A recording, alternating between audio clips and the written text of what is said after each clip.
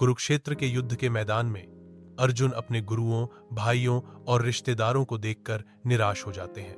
अर्जुन अपना गांडीव धनुष त्याग देते हैं और कहते हैं कि वह अपने ही लोगों को मारकर राज्य नहीं चाहते। यह दृश्य अर्जुन की दुविधा को दर्शाता है, जहां वह अपने कर्तव्य और भावनाओं के बीच फंसे हुए हैं। अर्जुन अपने कर्तव्य और भावनाओं के बीच फंसे हुए हैं। कृष्ण अर्जुन को कर्म योग का उपदेश देते हुए कर्म करने के अधिकार पर जोर देते हैं, फल पर नहीं। अर्जुन को समझाया गया है कि परिणाम की चिंता किए बिना अपने कर्तव्य का पालन करना ही कर्मयोग है। कर्मयोग जीवन का सार है, जो कर्तव्यनिष्ठा और निस्वार्थ कर्म पर आधारित है। अर्जुन को अपने कर्मों के प्रति समर्पित रहने और परिणामों के प्रति अनासक्त रहने का उपदेश दिया गया है।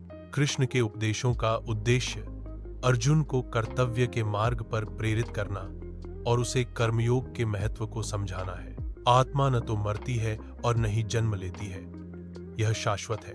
आत्मा अविनाशी, अजर और अमर है।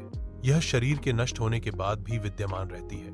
आत्मा का स्वरूप शाश्वत और अपरिवर्तनीय है। आत्मा जन्म और मृत्यु के चक्र से परे है। आत्मा का ज्ञान अमरता का मार्ग है। ज्ञान योग, कर्म योग और भक्ति योग भगवान तक पहुंचने के 3 भिन्न मार्ग हैं। ज्ञान योग सांख्य योग के रूप में भी जाना जाता है। ज्ञान और विवेक के माध्यम से आत्म साक्षात्कार पर केंद्रित है।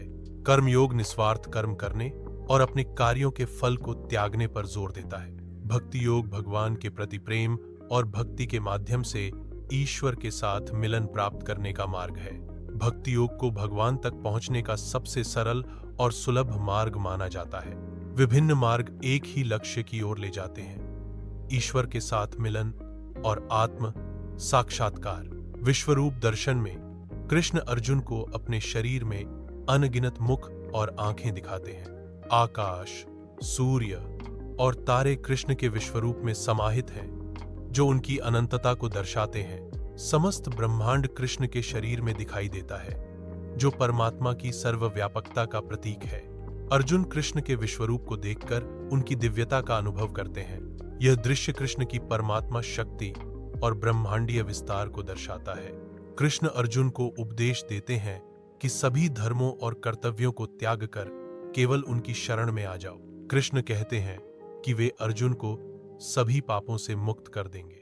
यह दृश्य ईश्वर के प्रति पूर्ण विश्वास और समर्पण की शक्ति को दर्शाता है। ईश्वर के प्रति पूर्ण विश्वास और समर्पण जीवन की सबसे बड़ी शक्ति है।